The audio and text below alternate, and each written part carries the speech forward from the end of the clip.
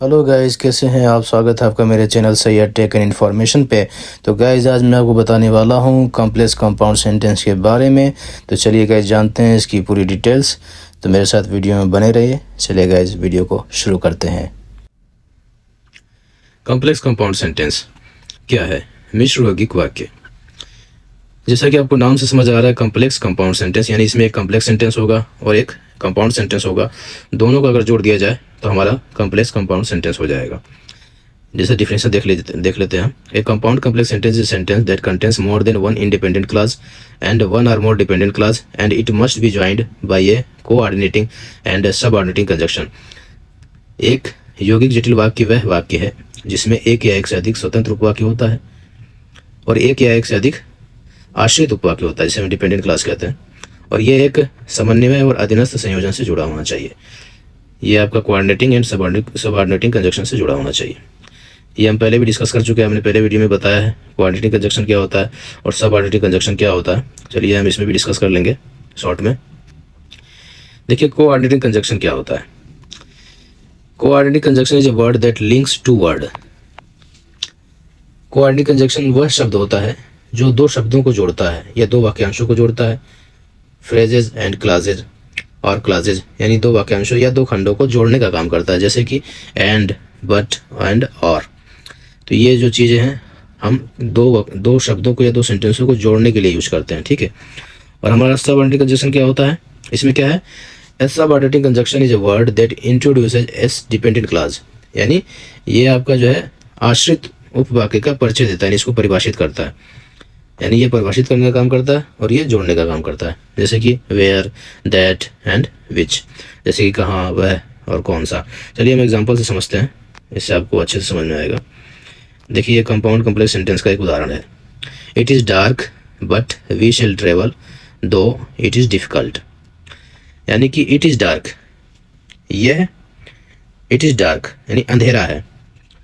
तो ये आपका इंडिपेंडेंट क्लास हो गया, यानी हमको समझ में आ रहा है कि अंधेरा है, ठीक है, ये स्वतंत्र उपवाक्य है।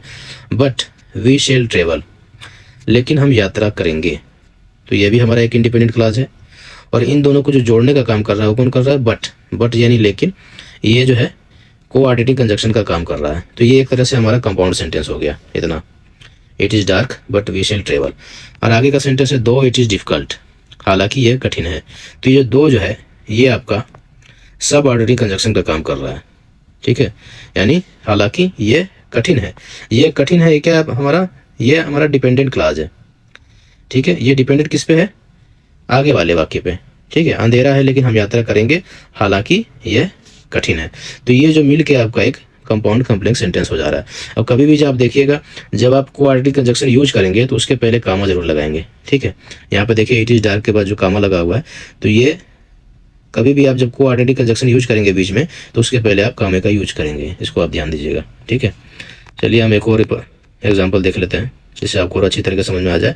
You know that you were wrong and you can't change it. आप जानते हैं कि आप गलत थे और आप इसे बदल नहीं सकते हैं। तो देखिए, आप जानते हैं, तो ये आपका इंडिपेंडेंट क्लास हो गया, ठीक है। और दैट यू वेयर रॉन्ग यानी आप गलत थे, कि आप गलत थे, ये आपका हो गया डिपेंडेंट क्लास। और ये जो और यूज किया एंड, ये हमारा कोऑर्डिनेटिंग कंजक्शन हो गया।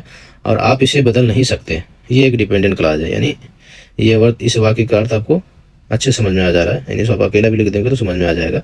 उसी हम डिपेंडेंट क्लास कहते हैं। आप इसे बदल नहीं सकते। तो देखिए, एक ये जो दैट है, यहाँ पे जो दैट है, यही आपका है सबऑर्डिनेटिंग कंजक्शन, ठीक है। यानी आप जानते हैं कि आप गलत थे और आप इसे बदल नहीं सकते हैं। तो जो यहाँ पे जो दैट है वो सबऑर्डिनेटिंग कंजक्शन यूज काम कर रहा है। और यहाँ पे जो एंड है वो कोऑर्डिनेटिंग कंजक्शन का काम कर रहा है। और मैंने बताया आपको, कभी भी कोऑर्डिनेटिंग कंजक्शन आप यूज करेंगे तो उसके पहले कामा का यूज करेंगे, ठीक है। तो ये हमारा एक कॉम्प्लेक्स कंपाउंड सेंटेंस हो जा रहा है, ठीक है। उसी तरह से दूसरा एग्जाम्पल देखिए। I really don't care if you don't like me for I don't spend my energy on things that I can't control. अगर आप मुझे पसंद नहीं करते हैं तो मुझे वास्तव में कोई परवाह नहीं है, क्योंकि मैं अपनी ऊर्जा उन चीज़ों पर खर्च नहीं करता जिन्हें मैं नियंत्रित नहीं कर सकता। तो देखिएगा यहाँ पे जो ये सेंटेंस है आई रियली डोंट केयर, ये आपका एक इंडिपेंडेंट क्लास है, स्वतंत्र वाक्य है। इसको डिफाइन करने के लिए किसी और सेंटेंस की जरूरत नहीं है, यानी मुझे वास्तव में कोई परवाह नहीं है, इसको डिफाइन करने के लिए कोई और सेंटेंस नहीं चाहिए। आगे देखिए, if you don't like me, अगर आप मुझे पसंद नहीं करते हैं, तो यहाँ पे जो इफ़ है वो आपका एक सबऑर्डिनरी कंजक्शन है। आई यू डोंट लाइक मी ये आपका एक डिपेंडेंट क्लास है जो कि पहले वाले वाक्य पे आश्रित है, ठीक है। और यहाँ पे आगे देखिए, for I don't spend my energy on things, क्योंकि मैं अपनी ऊर्जा उन चीज़ों पे खर्च नहीं करता, ये आपका एक इंडिपेंडेंट क्लास है, स्वतंत्र वाक्य है। और यहाँ पे देखिए जो फॉर है ये आपका सब ऑर्डिनरी कंजक्शन है, क्योंकि एक डिपेंडेंट और एक इंडिपेंडेंट क्लास को जोड़ने का काम कर रहा है, यानी एक कॉम्प्लेक्स सेंटेंस है ये। और जब भी देखिएगा, जब भी कोई कंजक्शन आप लगाएंगे बीच में, तो वहाँ पे देखिए कामा जरूर लगाना पड़ेगा, क्योंकि डिपेंडेंट क्लास और इंडिपेंडेंट क्लास को सेपरेट करने के लिए कामा जरूर लगेगा, ठीक है। उसके बाद देखिए, दैट आई कांट कंट्रोल, जिन्हें मैं नियंत्रित नहीं कर सकता, तो ये भी आपका एक डिपेंडेंट क्लास है। और यहाँ पे जो दैट है वो सब ऑर्डिनरी कंजक्शन का काम कर रहा है। तो ये पूरा मिलकर एक आपका कॉम्प्लेक्स कंपाउंड सेंटेंस हो गया। तो उम्मीद करता हूँ ये वीडियो आपको समझ में आया होगा। मेरे वीडियो को लाइक करें, सब्सक्राइब करें और शेयर करें। Okay guys, thank you.